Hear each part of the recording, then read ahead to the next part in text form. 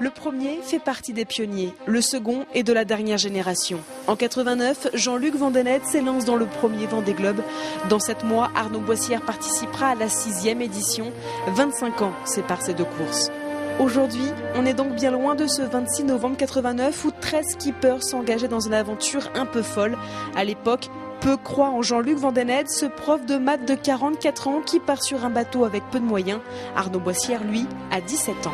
J'ai vu le départ de la première édition 89, c'est vrai qu'on se demandait où il partait. À l'époque, on ne savait pas du tout ce qu'il fallait faire comme type de bateau. Et on allait, c'est vrai, dans l'inconnu. Il y avait un côté aventure qui a moins aujourd'hui, forcément.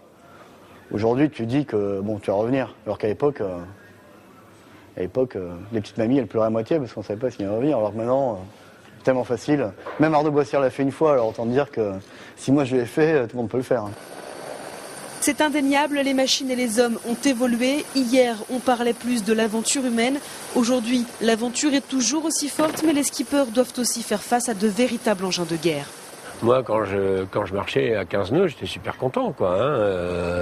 Et quand, à la fin de la journée, j'avais fait 250 000, je me disais, putain, j'ai fait 250 000, enfin, ça allait, quoi. Donc à un moment, t'es au compteur, t'es là, on a 25, 28, 30 nœuds. Donc tu rigoles au début, hein. Les 3 premiers jours, t'es là, tu vois, une semaine, t'encaisses un peu le coup. Il y a un stress permanent qui fait que c'est puissant comme moment. Ça a des potes, hein. Ah, ça va vite, quoi. Lors de la dernière édition, Kelly, comme on l'appelle, arrive 7e. Il boucle donc son premier tour en 105 jours. Jean-Luc Vandenette, que l'on surnomme aussi VDH, termine le premier Vendée Globe à la 3e place en 112 jours. En 93, il met quasiment le même temps, mais gagne une place. Il franchira la ligne avec un bateau durement endommagé.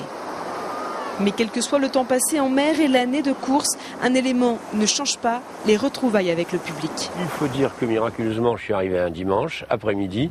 Il faisait à peu près le même temps qu'aujourd'hui, c'est-à-dire super beau. Le jour où j'arrive, il y a beaucoup de monde. C'est un dimanche après-midi aussi, il fait beau. Il y a plein de critères qui font ça, mais c'est vrai que c'est assez impressionnant. Moi, j'ai vécu ça comme un respect qu'ils avaient envers moi. C'était même sacré, même de l'émotion. Le Vendée Globe est la seule course autour du monde en solitaire et sans escale. Tous les skippers doivent donc aller au bout d'eux-mêmes. Mais à l'image de VDH ou Cali, beaucoup n'ont qu'une envie, repartir. Qu'ils soient donc à la retraite ou à la veille de partir, les deux marins s'accordent pour dire qu'il faut finalement être fou pour ne pas vouloir la vivre.